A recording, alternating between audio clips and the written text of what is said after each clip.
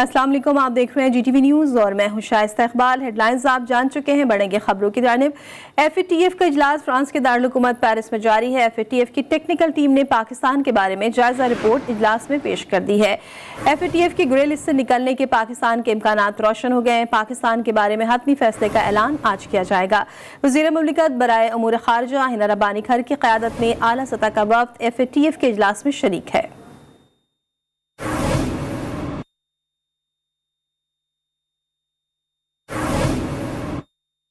पाकिस्तान ने FATF इजलास से कबल भारतीय मीडिया की पाकिस्तान मुखालिफ मुहिम मुस्तरद कर दी। तर्जुमान दफ्तर खारजा कहते हैं FATF और आलमी बरादरी की जानिब से पाकिस्तान की काविशों को बारहा सराहा गया। भारतीय मीडिया की पाकिस्तान मुखालिफ मुहिम बदनीयती और झूठ पर मबनी है। पहला मौका नहीं कि भारतीय मीडिया सरकारी लीक्स के जरिए प्रोपेगेंडा कर रही है। तर्जुमान दफ्तर खारजा ने कहा कि भारतीय मीडिया गुमराह कुन, बेबुनियाद और मन घड़त प्रोपेगेंडे को फरोग दे रहा है।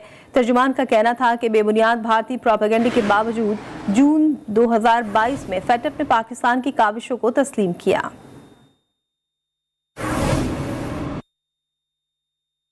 एक और जुमा, एक और बड़े फैसले का इंतजार। इमरान खान अहल या ना अहल, इलेक्शन कमीशन तोशाखाना केस का फैसला आज सुनाएगा।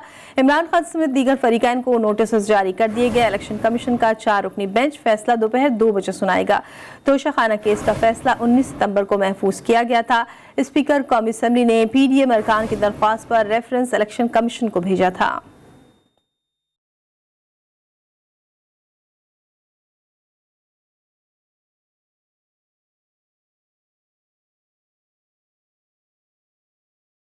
आउट या नॉट आउट, कप्तान के खिलाफ जोरदार अपील।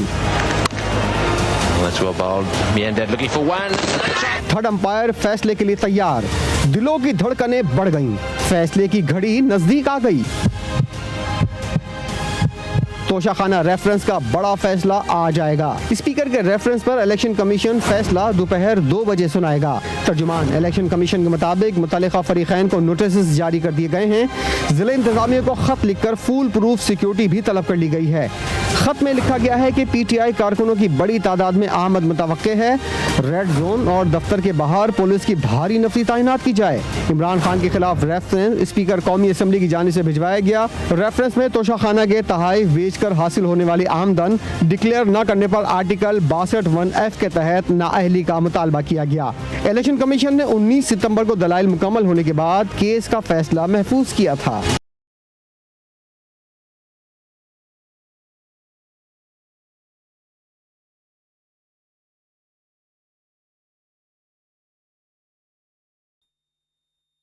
चोरों की गुलामी से बेहतर मैं मर जाना चाहता हूं। जब ये मेरा नाम सुनते हैं तो इनकी कांपें टांग जाती हैं। इमरान खान एक बार फिर हुकूमत पर बरस पड़े। कहा छोटा चोर जेल में और बड़े को NRO दे देते हैं। जेलें मजबूर लोगों से भरी पड़ी हैं, जबकि बड़े बड़े डाकू आजाद हैं। हार नहीं माननी, आखिरी बॉल तक लड़ना है। इन चोरों की गुलामी से बेहतर यह है कि मैं मर जाऊं, मैं जीना नहीं चाहता। जब ये मेरा नाम सुनते हैं तो इनकी कांपें टंगनी शुरू हो जाती है। जेल भरे हो बेचारे गरीब लोगों से जो मजबूरी में चोरी करें, बेरोजगारी में, और जो बड़े बड़े डाकू अरबों रुपए की चोरी जिन्होंने की हो वो दंदनाते फिरे हैं, प्राइम मिनिस्टर बन जाएं। ये हमारे मुस्तकबिल का फैसला होने जा रहा है। इंशाअल्लाह चंद दिनों में मैं अपनी मार्च अनाउंस करने लगा हूं। तो उस मुल्क जिसके ऊपर इन तरह के चोरों को बैठा दो तो ये सियासत नहीं है, अब ये जहाद है। हार नहीं माननी। सबसे बड़ा सबक मैंने ये सीखा था कि आखिरी गेंद तक मुकाबला करता है वो चैंपियन होता है। चीफ जस्टिस ने जजों की तकर्रुरी के लिए जुडिशल कमीशन का इजलास 24 अक्टूबर को तलब कर लिया है। सुप्रीम कोर्ट के लिए चीफ जस्टिस ने हाई कोर्ट के 4 जजों के नाम तजवीज़ किए हैं। मजीद अपडेट लेंगे इब्रार अस्तोरी से। जी इब्रार, अपडेट कीजिएगा। जी बिल्कुल, चीफ जस्टिस पाकिस्तान ने जजेस तकरीर के लिए जुडिशल कमीशन का इजलास 24 अक्टूबर को तलब कर लिया है और चीफ जस्टिस पाकिस्तान ने सुप्रीम कोर्ट के लिए हाई कोर्ट के 4 जजों के नाम तजवीज़ कर दिए हैं।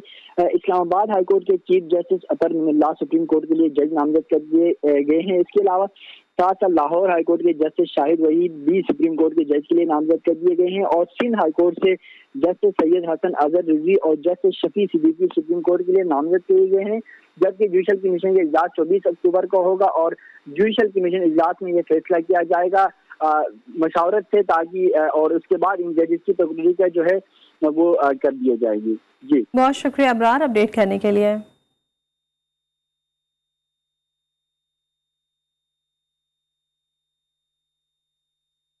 इमरान खान अपनी हुकूमत में हाथ तक नहीं मिलाता था, अब कहता है बातचीत के लिए तैयार हूँ। हम पर बगैर सबूत इल्ज़ाम लगाए गए अदालतों में घसीटा जा रहा है। वज़ीर-ए-आज़म शहबाज शरीफ ने कप्तान पर अल्फाज के बार कर दिए, कहा दिन रात लोगों को चोर और डाकू का सर्टिफिकेट देना दुरुस्त नहीं। मुल्क और कौम के मफाद के लिए मैं हर कुर्बानी देने के लिए तैयार हूँ।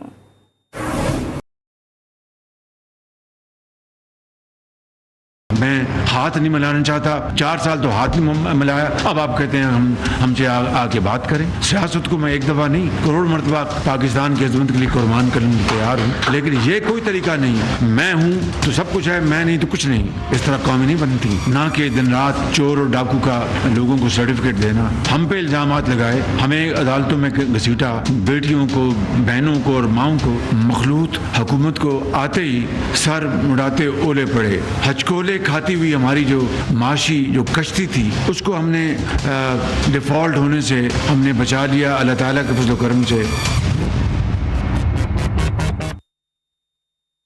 मुस्लिम लीग नून के कायद मियां नवाज शरीफ ने कहा है कि इसहाक डार पूरी कोशिश कर रहे हैं कि महंगाई कम करें, आवाम को जल्द रिलीफ मिलेगा और मुआशी हालात बेहतर होंगे। नवाज शरीफ ने यह बात डॉक्टर दर्शन राज, सायरा अफजल तारड़, बिलाल फारूक तारड़ और सलमा बट समेत दीगर रहनुमाओं से मुलाकात में की।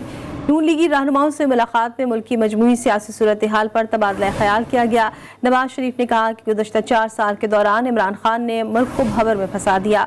उनका कहना था कि जल्द पाकिस्तान आ रहा हूँ।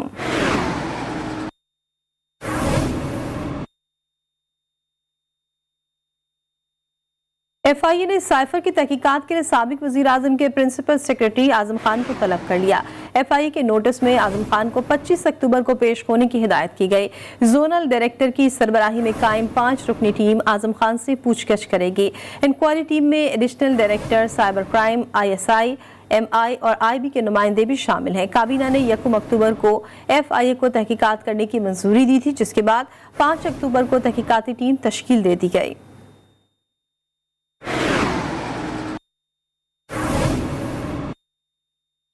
वज़ीर आला बलूचिस्तान मीर अब्दुल कुद्दूस बजंजो की ज़ेर सदारत सूबाई काबीना का इजलास हुआ। इजलास में सूबाई काबीना ने सैलाब मुतासरा इलाकों के किसानों को सब्सिडी पर गंदम के बीजों की फराहमी के लिए 2.20 अरब के इजरा की मंजूरी दे दी। काबीना ने Balochistan technical education and vocational training authority bill 2022 के मुसवदे की मंजूरी और बलूचिस्तान मास ट्रांजिट अथॉरिटी के क़याम की मंजूरी भी दी। एक्ट के तहत बलूचिस्तान मास ट्रांजिट अथॉरिटी बोर्ड भी कायम किया जाएगा।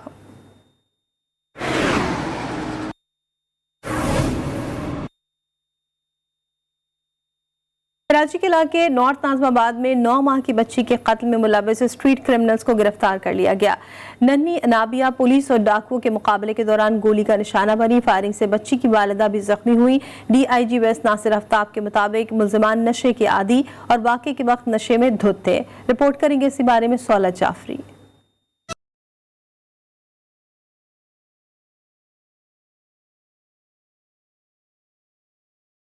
कराची के इलाके नॉर्थ नाज़िमाबाद में रवा माह 8 अक्टूबर को पुलिस और डाकुओं के दरमियान फायरिंग के तबादले की जद में आकर 9 माह की अनाबिया जाँ बहक हुई और इसकी वालदा जख्मी हो गई थी। DIG वेस्ट नासिर आफ्ताब के मुताबिक सेंट्रल पुलिस ने 12 रोज में कार्रवाई करते हुए मुल्जिमान को गिरफ्तार कर लिया। वारदात में एक छोटी बच्ची अनाबिया जो है 9 मंथ्स ओल्ड थी, वो एक डाकुओं के साथ मुकाबले में डाकुओं की फायरिंग से शहीद हो गई बच्ची।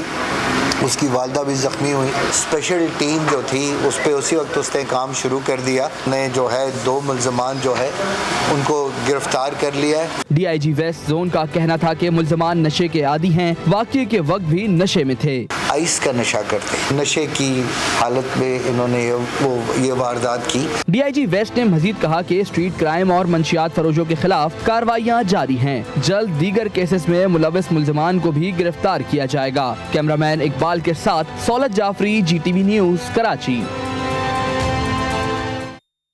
कराची में डिफेंस की रिहायशी इमारत में सीवरेज लाइन में धमाके की जगह पर गड्ढा पड़ गया।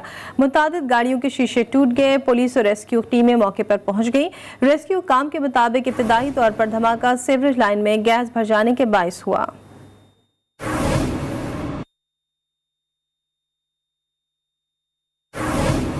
पीटीडी की माड़ीपुर रोड पर कार्रवाई। पुलिस एहलकार निहाल के कत्ल में मुलविस मुलजिम को गिरफ्तार कर लिया गया। इसी बारे में जानेंगे वजीहुद्दीन से। जी वजी, अपडेट कीजिएगा।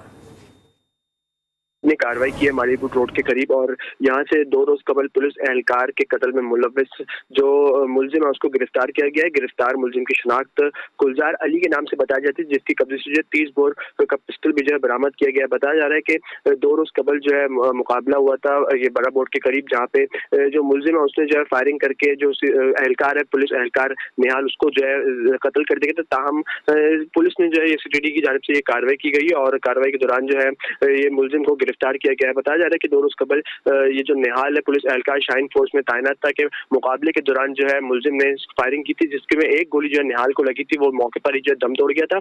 ताहम ये कार्रवाई की गई है, जबकि मुलजिम से जो है मजीद तफ्तीश की जा रही है और मुलजिम से मुतालिक जो मजीद साथी है उनके मुतालिक भी जो तफ्तीश का दायरा वसी कर दिया गया है। जी बहुत शुक्रिया वजी अपडेट करने के लिए। कोयटा में 2 हफ्ते कबल कत्ल की जाने वाली आमना बीबी का कातिल शौहर ताहाल गिरफ्तार न हो सका। मकतूला के वालिदैन मुलजिम की जल्द गिरफ्तारी का मुतालबा लेकर सोसाइटी के साथ प्रेस क्लब पहुंच गए। कोयटा से रिपोर्ट करेंगी बुशरा कमर। जायदाद की लालच ने रिश्ते भुला दिए, घरेलू झगड़ों ने खून सफेद कर दिया। चमन के ऑर्थोपेडिक डॉक्टर नासिर अचकजई का चमन उजड़ गया।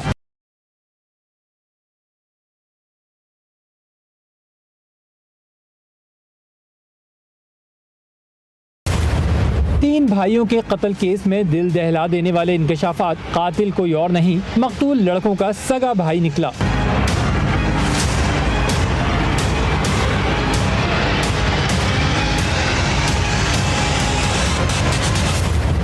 नाम कैस खान, उम्र 17.5 साल, सेकेंड ईयर का तालिब इल्म। कैस भाइयों से नाराज था। पुलिस के मुताबिक झगड़ा जायदाद का भी था, घरेलू मामलात भी ठीक न थे। कैस खान भाइयों के हमरा शादी में कोयटा आया। प्लान के तहत कजन का पिस्तौल भी छुपा लाया। वापसी पर फायरिंग करके 18 साल सईदाल खान, 16 साल जरियाल खान और 8 साल जरंग खान की जान ले ली। मुलजिम ने कार में मौजूद मुलाजिम को भी गोली मारकर जख्मी कर दिया।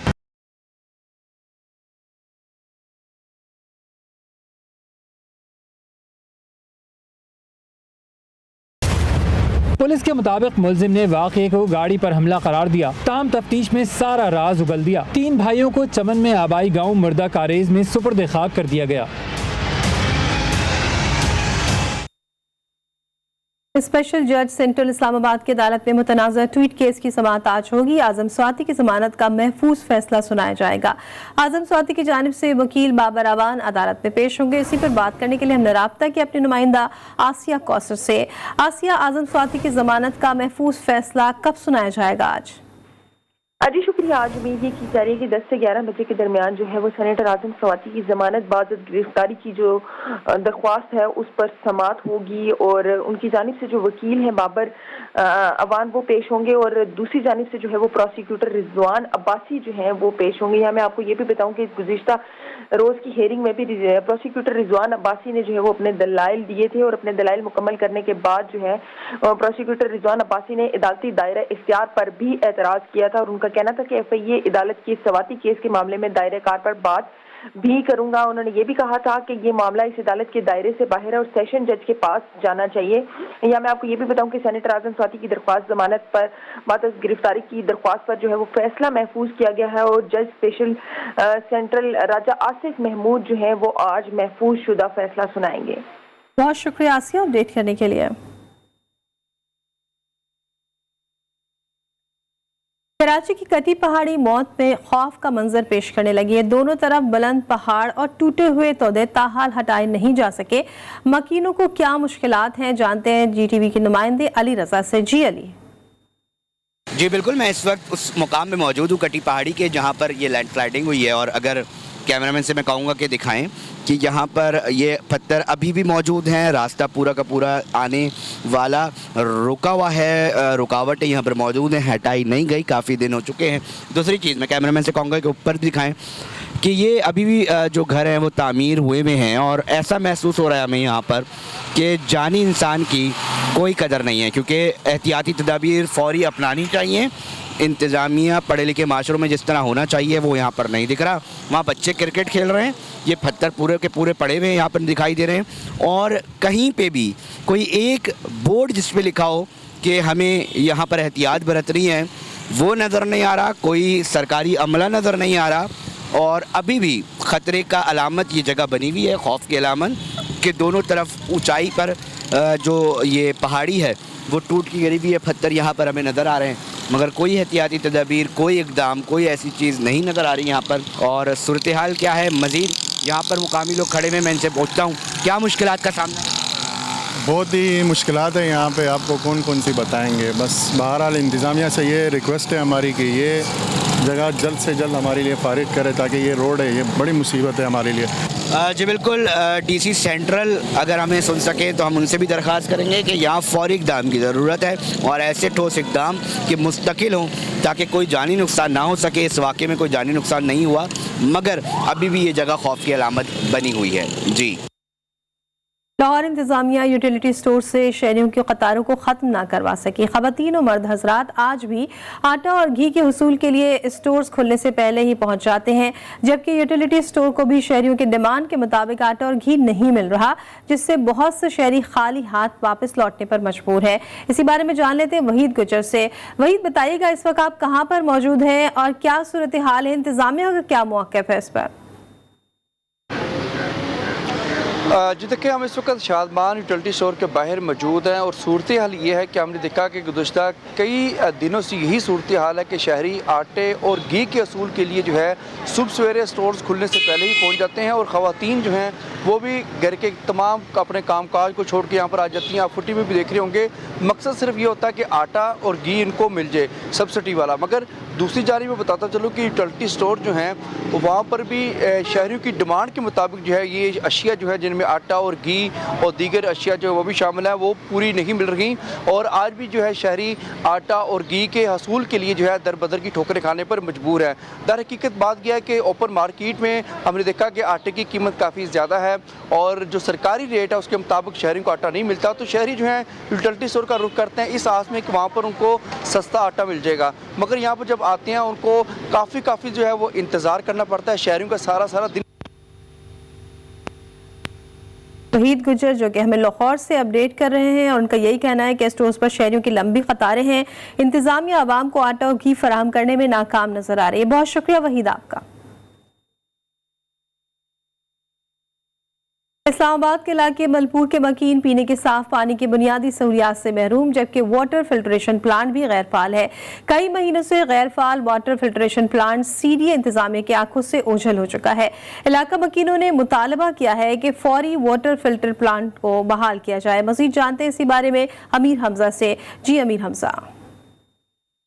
आज बिल्कुल मैं इस वक्त इस्लामाबाद के इलाके मलपुर में मौजूद हूँ, जहाँ पर 2 साल कबल वाटर फिल्ट्रेशन प्लांट लगाया गया, जिसका इफ्तिताह साबिक मशीर बराए सीडीए मूर अली नवाज ऐवान की जानिब से किया गया। लेकिन अब 4 माह का अरसा गुजर चुका है, इस वाटर फिल्ट्रेशन प्लांट का कोई भी पुरसाने हाल नहीं है और यहाँ पर जो वो पानी की सहूलत भी नहीं दी जा रही, जिससे शहरी जो इलाका मकीन है वो खासे परेशान दिखाई दे रहे हैं। मेरी इलाका मकीनों से बात हुई है, उनका यही कहना है कि 4 से 6 माह का अरसा गुजर चुका है, लेकिन यहाँ पर जो वाटर फिल्ट्रेशन प्लांट है वो गैर फाल देखा जा सकता है। तमाम यहाँ पर जो ठेकेदार हैं उनसे हमने जब मौक़िफ़ लेना चाहा तो उनका यही कहना था कि यहाँ पर बैटरियाँ और डकैती की वारदात होने की वजह से जो है बैटरियाँ चोरी हो चुकी हैं और बैटरियाँ चोरी होने की वजह से जो है वाटर फिल्ट्रेशन प्लांट गैर फाल है और जल्दी जो है इसे फाल कर दिया जाएगा। तमाम यहाँ के जो इलाका मकीन है उनका हुकूमत से और सीडीए से यही मुतालबा है कि इस वाटर फिल्ट्रेशन प्लांट को जल्दी फाल कर दिया जाए ताकि उनको जो है वो साफ़ पानी की सूरत मुहैया की जा सके। जी खानेवाल में गुर्बत और अफलास का मारा तबका महंगाई की चक्की में पिस गया। यौमिया उजरत पर काम करने वाले मजदूरों के लिए 2 वक्त की रोटी खाना भी मुश्किल हो गया। रिपोर्ट करेंगे सईद अब्बास। जी सईद। जी बिल्कुल, देखिए रोज़ बरोज़ बढ़ती हुई महंगाई ने आम जो मज़दूर आदमी है, दिहाड़ीदार है, उसको शदीद मुतासर कर दिया गया है। एक तो उनको मजदूरी नहीं मिलती, अगर मिलती है तो उसकी बहुत उजरत कम मिलती है, जिसकी वजह से घर का गुजर बसर करना मुश्किल हो गया। इस वक्त कुछ मजदूर भी हमारे साथ मौजूद है, मजीद हम उनसे जानते। जी बताइएगा, आपको काम मिल रहा है? तकरीबन महीने में कोई 5-6 दिहाड़ियाँ 8 दिहाड़ियाँ लग जाती हैं लेकिन महंगाई ने इतना परेशान करके रखा हुआ है कि जिसकी कोई इंतहा नहीं है। आते हैं सुबह से शाम तक खड़े होकर वापस चले जाते हैं, हमें कोई रोजगार नहीं मिलता। जी बिल्कुल, जैसा कि आपने इनकी बात सुनी, मजदूरों का यही कहना है कि हुकूमत की जानिब से कोई भी इकदाम नहीं उठाया जा रहा, ना ही जिलाई सतह पर कोई इकदाम उठाए जा रहे हैं। गुर्बत की वजह से वो 2 वक्त की रोटी खाने के लिए भी उनको शदीद मुश्किलात का सामना करना पड़ रहा है। हुकूमत को चाहिए कि इनके लिए बेहतर इकदाम करे और इनकी फलाह बहबूद के लिए काम करे। जी गोरेवाला में बगैर ढक्कन के खुले मैनहोल्स इंसानी जानों के लिए खतरा बन गए। शहबाज शरीफ ने मिनी बाईपास पर मैनहोल के टूटे ढक्कन ट्रैफिक की रवानी में रुकावट बन रहे हैं। मजीद बताएंगे परवेज तला हाशमी। जी परवेज। जी बिल्कुल, मैं इस वक्त गोरेवाला के से गुजरने वाले शहबाज शरीफ मिनी बाईपास पर मौजूद हूँ, जिसके नीचे से गुजरने वाली सेवरेज लाइन के जो ढक्कन है वो टूट का शिकार हो चुके हैं, जिसकी वजह से जो है मुतअद्दिद बार यहाँ पर हादसे भी हो चुके हैं। इस वक्त मेरे साथ यहाँ से रोज़ गुजरने वाले शहरी मौजूद हैं, उनसे जानते हैं कि इन टूटे हुए जो ढक्कन की वजह से उनको किन मुश्किलात का सामना करना पड़ा। सर, ये हमारा गोरेवाला का मिनी बाईपास है, तो यहाँ पे हर किस्म की ट्रैफिक गुजरती है। स्पेशली जो मैं कहूँगा कि जो स्कूल के बच्चे हैं वो मॉर्निंग टाइम में जाते हैं, तो रात यहाँ पे जो मैक्सिमम ये गटर लाइन इसके ढक्कन टूटे हुए हैं, ये खस्ता हालत में है। हाँ जी बिल्कुल, आपने शहरी की बात सुनी, उनका यही कहना था कि यहाँ पर जो है छोटी बड़ी तमाम गाड़ियाँ गुजरती हैं, तलबात का भी यहाँ से गुजर होता है। कई बार जो है इन टूटे हुए ढक्कनों की वजह से हादसा हो चुके हैं। उन्होंने इंतजामिया से मुतालबा किया है कि जो सीवरेज के जो ढक्कन टूटे हुए इनको फिलफौर तब्दील किया जाए। जी बरतानिया में एक बार फिर तब्दीली की लहर चल पड़ी। वज़ीर आज़म लिज़ ट्रस ओहदे से मुस्ताफ़ी हो गए। लिज़ ट्रस ने बादशाह चार्ल्स को मुआशी मसाइल के हल में अपनी नाकामी से आगाह कर दिया। लिज़ ट्रस सिर्फ 45 रोज के मुख्तसर तरीन अरसे तक वज़ारत उज़्मा के ओहदे पर फाइज रहीं।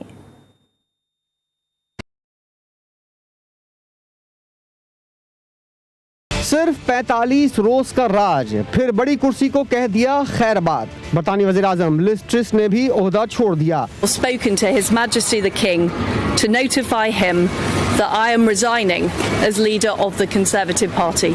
बरतानी मीडिया के मुताबिक लिज़ ट्रस ने बादशाह चार्ल्स से मुलाकात में उन्हें इस्तीफे से आगाह कर दिया। लिज़ ट्रस का कहना था कि उन्होंने मईशत की बेहतरी का अज़्म लेकर वज़ारत उज़्मा का ओहदा संभाला था, ताहम वो मैंडेट को पूरा नहीं कर पा रही। वो नए वज़ीर आज़म के इंतखाबात तक अपनी जिम्मेदारियां निभाती रहेंगी। लिज़ ट्रस सिर्फ 45 रोज के मुख्तसर तरीन अरसे तक वज़ारत उज़्मा के ओहदे पर फाइज रहीं। इनसे कबल 1827 में जॉर्ज कैनिंग महज 119 रोज बरतानिया के वज़ीर आज़म रहे थे। रूस ने बरतानवी वज़ीर आज़म लिज़ ट्रस के मुस्ताफ़ी होने का खैर मकदम किया है। रूस ने बरतानवी वज़ीर आज़म लिज़ ट्रस से मुस्ताफ़ी होने का खैर मकदम करते हुए एक बयान में तर्जुमान रूसी वज़ारत ख़ारजा का कहना था कि बरतानवी वज़ीर आज़म लिज़ ट्रस का मुस्ताफ़ी होना खुश आइंद है। बरतानिया ने कभी वज़ीर आज़म के ओहदे की ऐसी तौहीन नहीं देखी। तर्जुमान रूसी वज़ारत ख़ारजा का कहना था कि लिज़ ट्रस को उनकी तबाहकुन जहालत के लिए याद रखा जाएगा। तर्जुमान रूसी वज़ारत ख़ारजा ने यह बात इस तनाजुर में कही जब लिज़ ट्रस ने बतौर बरतानवी वज़ीर ख़ारजा रूसी हम मनसब से मुलाकात में 2 रूसी इलाकों को यूक्रेन से मिला दिया था। लिज़ ट्रस की इस गलती पर रूसी मीडिया ने इनको शदीद तनकीद का निशाना बनाया था। न्यूजीलैंड में गाय के डकार पर टैक्स आयद करने के मंसूबे के खिलाफ शहरी सड़कों पर निकल आए। वज़ीर आज़म जसनत आर्डन माहौलियात को बेहतर बनाने का हदफ हासिल करने के लिए टैक्स नाफिज करना चाहती हैं। हज़ारों किसान ट्रैक्टर्स, खेतीबाड़ी में इस्तेमाल होने वाली गाड़ियों और दीगर मोटर कारों के साथ सड़कों पर निकल आए, जिसकी वजह से वेलिंगटन, ऑकलैंड और मुल्क के दीगर अहम शहरों में ट्रैफिक जैम हो गया। लोग ज़रई जानवरों के डकार और फजले पर हुकूमत की जानिब से टैक्स आयद करने के मंसूबे के खिलाफ एहतजाज और इसे वापस लेने का मुतालबा कर रहे हैं। तकरीबन 50 लाख की आबादी वाले मुल्क में लगभग 60 लाख गाय और 2 करोड़ 60 लाख भेड़ें हैं।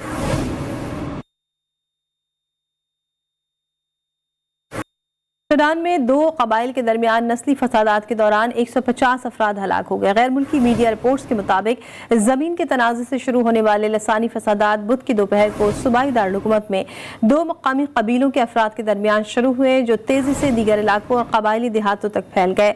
मकामी इमदादी कमीशन के सरबराह रमजान यासिन के मुताबिक हलाक होने वालों में खवातीन, बच्चे और मुअम्मर अफराद शामिल हैं, जबकि फसादात में सैकड़ों अफराद शदीद जख्मी भी हुए, जिनमें से बेशतर को गोलियां मारी गई या आज़ा काट दिए गए। रिपोर्ट्स के मुताबिक सूबे का सबसे बड़ा कबीला हुसा की जानिब से खुद मुख्तार निज़ाम की हुकूमत के ऐलान पर मुख्तलिफ कबाइल ने मुसल्लह मुज़ाहिमत का रास्ता इख्तियार कर लिया है। मुल्क के बालाई इलाकों में सर्दी ने दस्तक दे दी। गिलगित बल्तिस्तान के पहाड़ों ने बर्फ की सफेद चादर उड़ना शुरू कर दी। कश्मीर में झालाबारी से मौसम ठंडा ठार हो गया। साथ एबटाबाद, बालाकोट, मानसेरा, कोहिस्तान और मालाकंड में बारिश से रात की सर्दी बढ़ गई। मजीद जानते हैं इस रिपोर्ट में।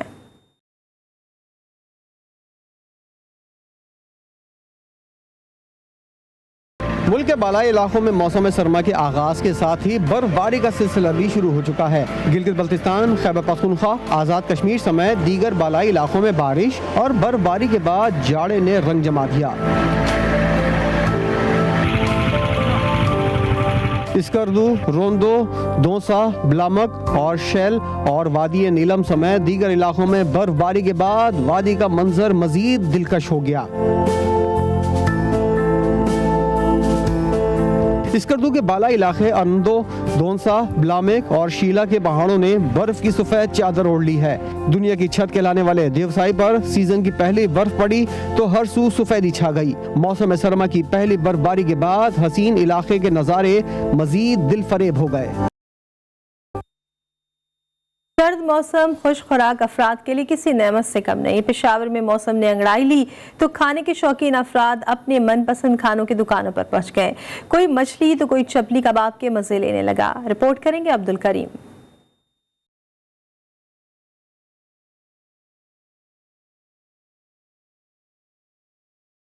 पेशावर में मौसम खुनक हुआ तो खाने की शौकीन अफराद ने मनपसंद खाने की दुकानों का रुख कर लिया।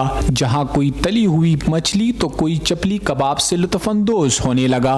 मौसम चेंज है तो इसलिए भूख ज़्यादा लग जाती है। गर्मियों के मौसम में तो वैसे भी खाना लोग नहीं खा सकते उस तरह जिस तरह होना चाहिए। तो इन दिनों में जो है ना आना चाहिए हर बंदे को। मछली तो जो है ये तो सर्दी के ख़ास सौगात है। लोग सर्दियों में ज़्यादा इसको इस्तेमाल करते हैं। इस्तेमाल तो गर्मियों में भी लोग करते हैं, लेकिन सर्दियों में चूँकि इसकी वैरायटी बढ़ जाती है, मुख्तलिफ जगहों से आती है, मुख्तलिफ शहरों से आती है और लोग खाते भी हैं इसको। खाने की दुकानों पर शहरियों का रश बढ़ गया तो दुकानदार भी खुश दिखाई देने लगे। सर्दी के मौसम में जो है गाहक बढ़ जाते हैं, उसमें खाने का भी जो है मज़ा आता है उनमें। और गर्मी के मौसम में तो वैसे भी लोग जो है ना खाने पीने से जो है ना उतर चुके होते हैं, क्योंकि गर्मी में मज़ा नहीं आता है खाने का। पेशावर की शहरियों के लिए सर्द मौसम किसी नेमत से कम नहीं और ऐसे में लजीज पकवान हो तो मौसम का मज़ा दुबाला हो जाता है। जैसे जैसे मौसम में तब्दीली आती है तो पेशावर की खुशखुराक शहरी भी खानों की तरफ निकल पड़ते हैं। कैमरामैन इशफाक हुसैन के साथ अब्दुल करीम, GTV न्यूज़ पेशावर। एक ब्रेक के बाद हेडलाइन के साथ फिर हाजिर होंगे।